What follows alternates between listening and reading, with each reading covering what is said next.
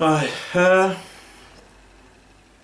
most of the time I try to be cool, calm and collective about everything, try to be patient.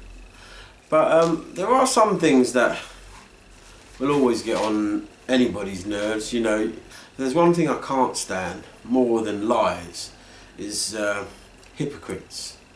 People who lie to you. I mean, I tend to take people at face value. Whatever they tell me, for me, is the truth.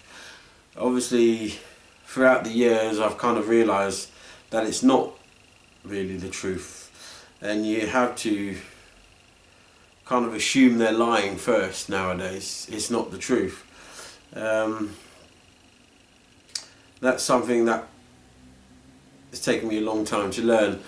But hypocrites is even bigger, because they can look at you in your face and tell you things, things that you maybe want to hear, but they just don't mean it at all.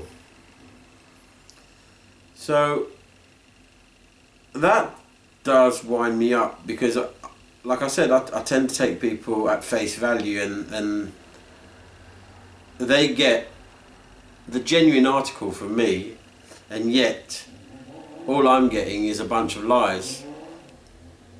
And that's something that has been hard to take. But as I said, everything that happens now, you learn as life goes by. You learn, and you learn to deal with this. You learn to deal with the liars, those who are just lying to your face, telling you stuff that you want to hear, or even if they don't mean it, you learn. I mean, I always want to believe the best out of people, and I can't change that. That's how I am. I just want to believe that there is goodness in people.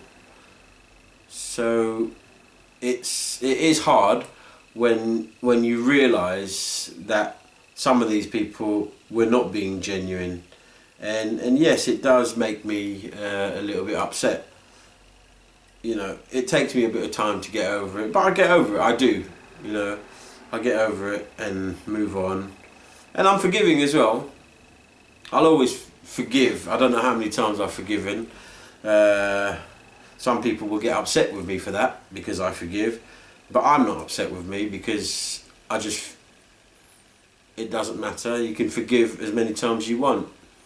That's up to you. Yes, how many times can you take the pain, people will say. How many times? And that's true, I ask myself that. But it seems like it's okay, because I get over it. And that's something that I did mention. You do get over it, and I do get over it. Somehow, somewhere, I get over it. But the people who abuse your kindness and abuse your forgiving nature, those who abuse it, I just want to let myself know that I know when people are taking me for a ride. I don't need to buy into it. And that's another thing. With experience, with life, sometimes you learn not to trust people. Sometimes they may be genuine, and because of your past experience, you start to feel, well, maybe you just shouldn't trust anybody. And that's something that I don't believe is right, although life teaches you otherwise. So these are the conflicts, really, you just have on a daily basis, and you just want to know how to deal with them. And I think for me at this point in time is I will continue to be the way I am, just a little bit older and a little bit wiser, and a little bit more cautious, rather than actually believing when people is point blank lying to your face. the other day I was talking about how we're treated as cattle. But again, it's this society, you know, this society is just full of it. They're full of hypocrites, full of liars, and it's just the way people have to be nowadays by the looks of things. It's just the way they have to be. But then it's like, why? Why do we have to be this way? I can't accept it, but then it is just the way it is. You know, we have hypocrites everywhere, and it just gets to me.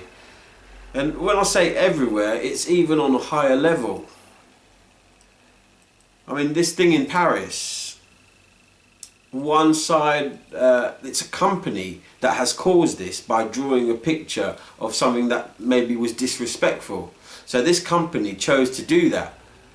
But yet, on the other side, if I remember correctly, there were a few apps, Apple basically.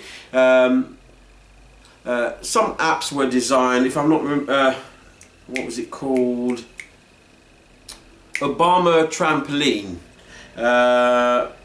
They banned it for no reason whatsoever. I think it was you choose a politician which you can bounce up and down in the White House. I don't know what the app exactly was about. There was another one, My Shoe, which, if you guys remember, George Bush had a journalist throw a shoe at him in a conference or something in the Middle East somewhere, and they made an app where you can throw a shoe at George Bush, and that was banned. There was another one. What was the other one?